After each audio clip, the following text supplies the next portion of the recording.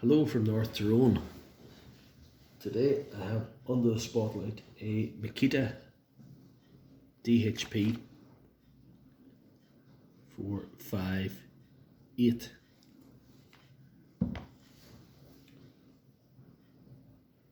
This is a heavy duty 2-speed drill driver. It's got just 2 speeds and it's got everything a drill driver has, you know. It's got a nice big gearbox, good big strong robust drill. It's a brushed machine. It basically holds its own in a world of brushless machines. These are still on sale today and still can command a good price. They're still expensive. I could set you back anywhere between 90 and £100. Buy a new one of them. I must admit there are a few Makita brush drills that I'm not fond of. Specifically DHP 482, the smaller one, and there's the one with the longer back with the wee sealed motor that you can't replace the brushes in. I don't like them at all. This one's an exception. This is not going 100%, and I was drilling timber with this yesterday, the big auger, but even though it ain't going well, I was handling it much better than I thought. If you do own one of these and it burns out or just starts going really badly after a few years of work, still not to work, it's really worth fixing. You could replace the brushes in it, but I would suggest doing a full motor recondition like I'm going to show you here. Well, I suggest this: if you replace the parts involved, you're going to effectively leave the motor in a new condition, and the cost of these, I'm going to show you the parts now involved. The motor, get part numbers there first. I'll show you what they are now. Let's see if we get this camera to focus. It's the part number of them and the part number of that. I'll take them out of the packet to show you it there. The cost of those 3 parts is only $21.78 from eBay, from a seller called Terrier Tools. I'll show you his address now in a minute, but I'm going to unbox these to show you what is involved. That's the motor, right? Move that back out of the way. That's the brushes.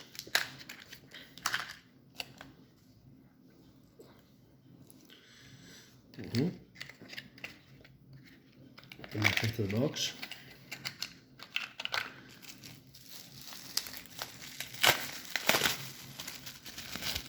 And that's the brush holder the brushes go into. If you replace those 3 parts, that'll effectively leave your motor brand new. So for $21.78, why would you get a better set of brushes at $4.95 and take the risk of the armature being very worn or the bearing being wore out? Just put a new motor on it. It's a no-brainer. The seller that I've used this time is called Terrier Tools. Let's see if we get the focus. He's based in Wrexham. And that's his phone number there. And he's posted them over from Wrexham to North Tyrone free of charge.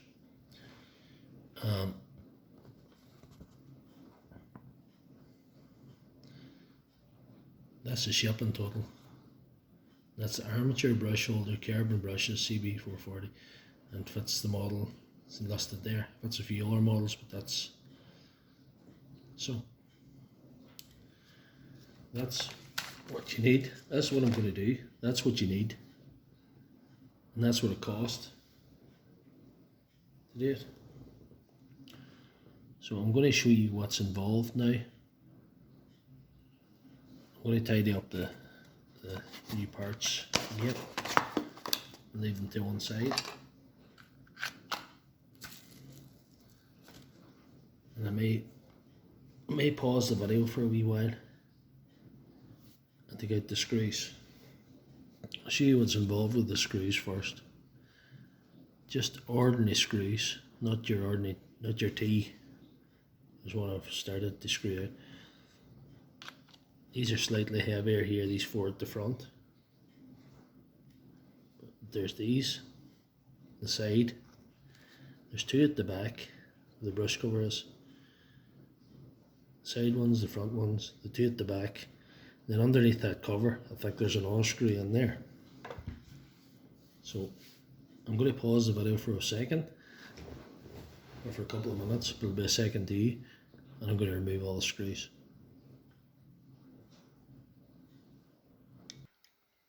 Right, and I've removed all the screws now.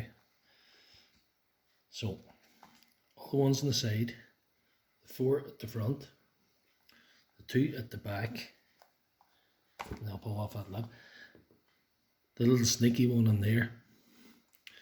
So that's all the screws out. So what I can do effectively, I can remove the side and you can see what's going on. Pull that out a wee bit. Get the side off. See what's happening here. So that's the side off. To get away, give me more room. Let's see. So we have here the inside. There might not be a whole lot wrong with that motor, but if we put a new motor, new set of brushes, new brush card, whole thing into this, we'll be in business. Next thing you do is remove that there. It's that speed control. Oh, there it is there. So we ease that up, take the speed control out, and there's two springs that hook on to the top of this to hold it on. Connects to the gearbox. So they show you that, just that there. Two springs on the underside of that. So, and then what you can effectively do is lift this up like that, hold that, the gearbox will pull straight out of the motor assembly. I'll leave that over there. So you've got that now. As you can see, the black wire goes in the top of the switch and the red wire goes in the underside of the switch. That's from this part. So that's fairly straightforward. So what we're going to do is we'll tilt this up again and remove this. So we'll pull that out of the brush card. As you can see, when you compare the two different parts, the new and the old, you can see there is a bit of wear on the old one. Although I've put together drills with as much or not more wear than that. It's dirty as well. Putting a brand new clean one of them on has to be a step in the right direction. So this here is the fill coil. Remove it from the old armature. Take that away. And before you set that back on, we could drive this straight on and head on with that, but I think something I've been criticised for in some of my other videos, and it's fair criticism, is not cleaning up the parts, not cleaning up the drill before I put it back together again. So, message received and understood. You have a point. So I'm going to pause the video for a wee minute and I'm going to clean up this fill coil and we buy straight back on again.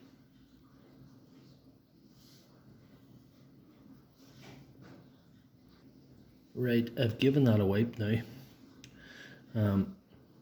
You could if you were being very particular, but that's not bad. I've found one's dirtier than that. The conveyor, that's magnetic, so the conveyor and filings and all sorts of things sticking to that, but that's good. That should make a good job. You don't have to replace this part. This part can usually be salvaged. What you do is, you see me taking it off, you just slide that back on. In order to do this the right way, you see there's a little indent here. It has its place there. So that sits on like that. So you can see what way you want to put the motor onto the fill coil. It's magnetic. Just slide it in like that. So that's that part of that done. Next thing you want to do is remove this here.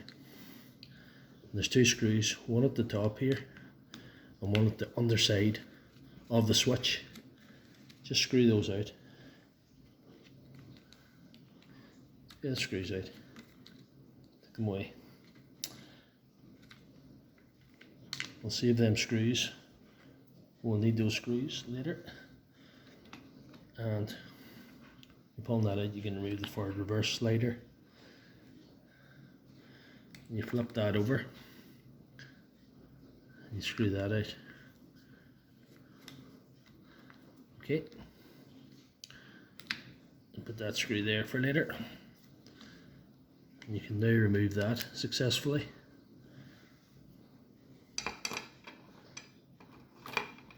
And replace it with the new one. If you're watching closely, you can see that the black wire goes in the top of the switch, the red wire goes in the bottom of the switch. So obviously we'll put the red wire on first.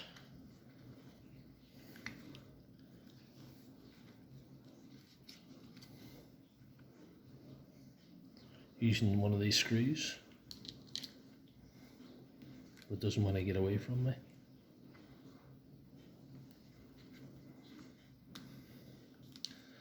I will clean this out a wee bit. May have to pause the video in a minute, but I'll clean that out before I put it all together. But I'll put on these screws, and you mightn't want to tighten these screws fully until you get everything aligned. Screw them in nearly all the way, because you may have to bend the wires to sit into where they're supposed to sit into in the housing. But either way, you can always slacken them again. And magnetic tip helped me there.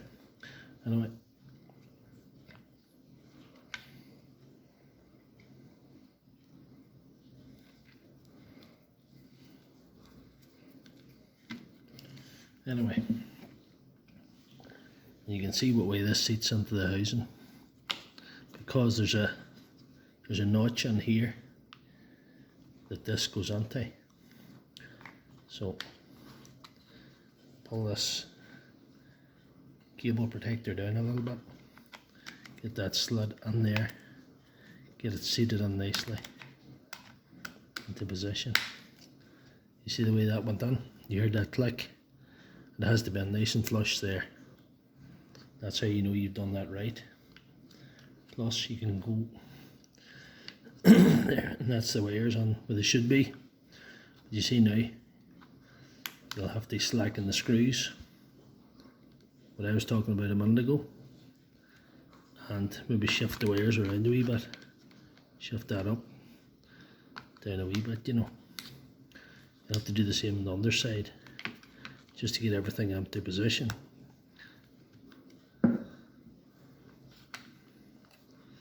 Can take a little bit of time, but this is all about making a real good job of this machine and making it so you effectively get a new drill, motor wise, like it came out of Makita in the first place. So get the switch into position like that. The wires are set reasonably well there. I'll put that back into position. You may have to reposition this a few times, and that'll help you understand what's required.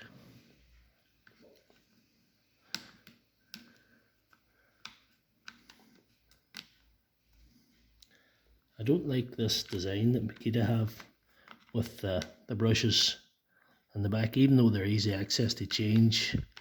I just think it's just fiddly, you know. There it is there. And like that. The wire's bent into shape there.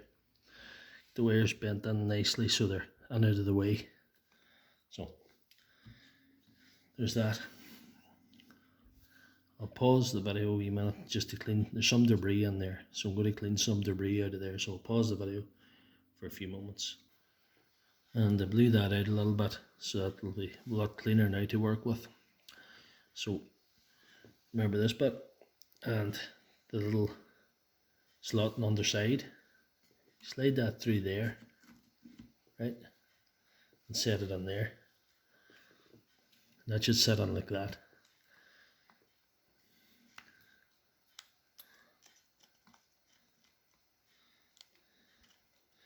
The motor needs to be in the right position. Yep. So, the next step on this epic journey, if you're still with me, is we can slide that out gently.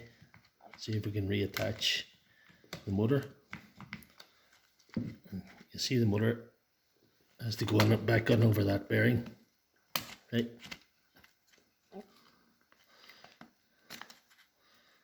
Just getting this all to sit properly now. That's the trick. That's sitting good now again. That's back into the slot. And then you have to get that back into position as well, because it wants to keep jumping out.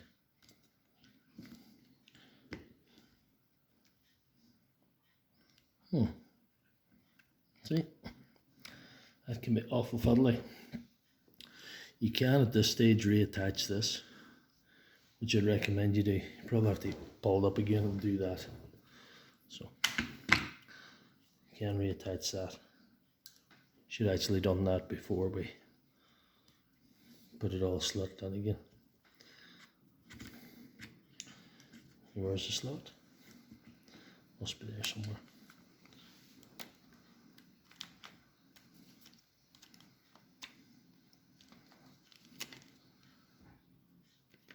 Yep. Slot at the bottom. This fill coil, this here has to be lined up too. The motor seems to, the gearbox seems to have lined up very well there, and the forward reverse slider seems to be in position. You know, you could at this stage, to help you keep things together, get to the longer screws, put them back into the front of this again.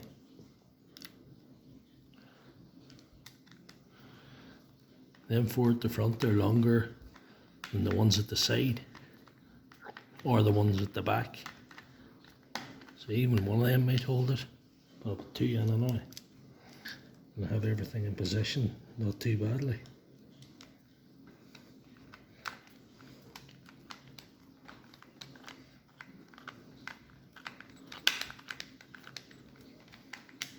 So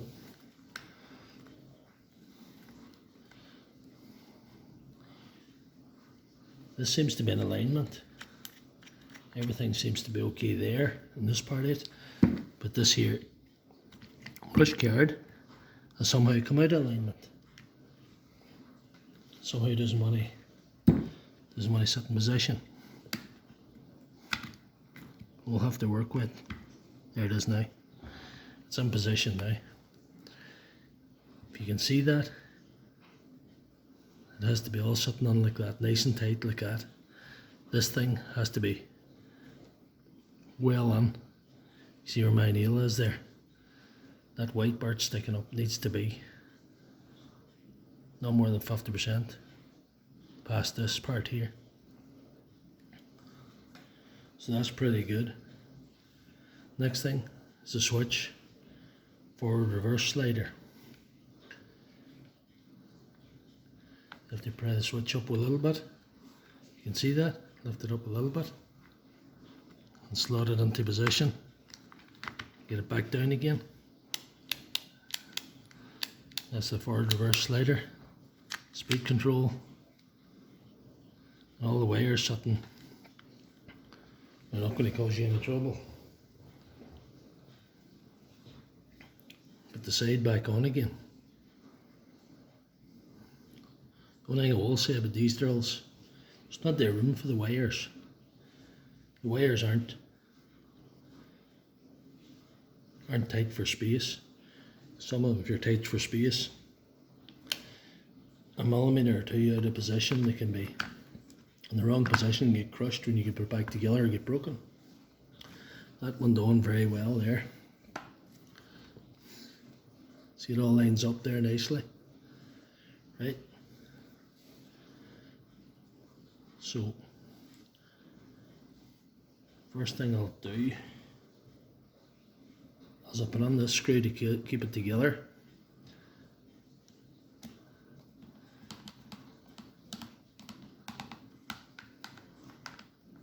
And I'll pause the video to put in the rest of the screws all around the sides. All around the side and the two in here. I'm just going to pause it now.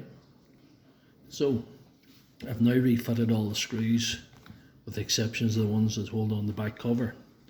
I'll explain in a minute why. All the screws on the side are in. Let's see, I'll tighten that a little bit more. Screws in the front are on, nice and tight. But before we put on the back cover, we have to fit the brushes. This is not a complicated one. This is one of the most easiest things you'll do. And fixing a drill is fitting brushes in a, see, I'll get a better screwdriver, hold this. This is a better screwdriver for the job, because you will want to see if we can get it to focus. Wire clip there.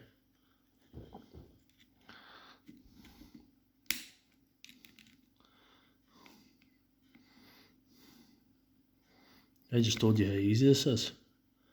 It's going to prove difficult, but anyway, it's easy. Take that wire clip, lift it up. You might see better on this side. See what I'm doing there? And that's done on both sides.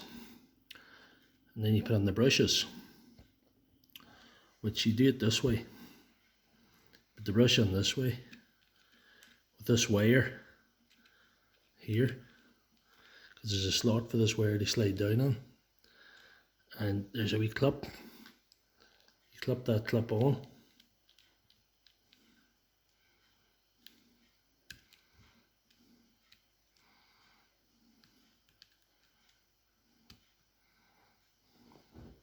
That's in position there. And you do the same on the other side. You see? Down there. And again,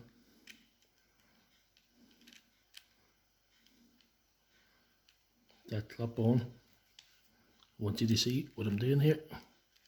Very hard for my fingers not to be in the road, but not to be in the way. To speak proper English. There it is there. That's in position now.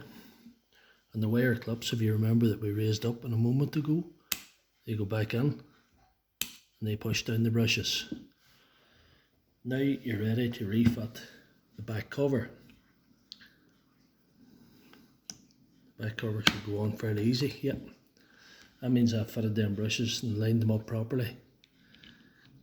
And everything's in position. And you tighten up the two screws.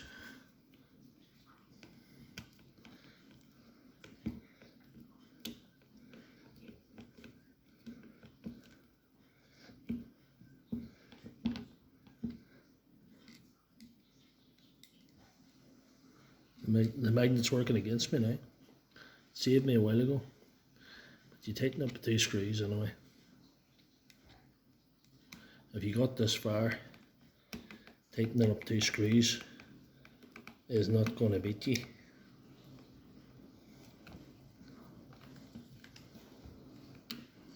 It looks like it's going to beat me. It's funny. Anyway. That's the drill reassembled now. You can put a battery in it. There's a battery installed now. The battery installed. See, make sure the back gets tight. Yep. Oh, that sounds lovely. They're in the high speed. No sparks right there.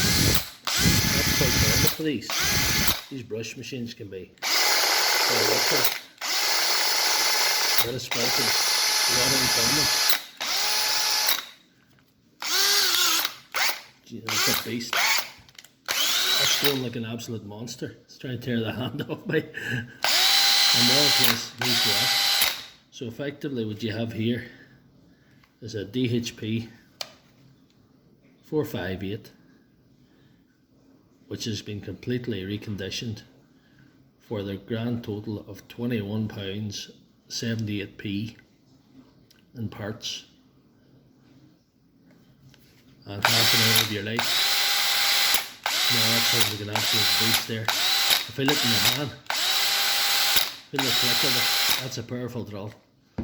That's, I would have to say, of the brushed machines in the market, now it's well up there. So if you want to see more, please subscribe to my channel. That's how you fix a Makita DHP 458. Thank you very much.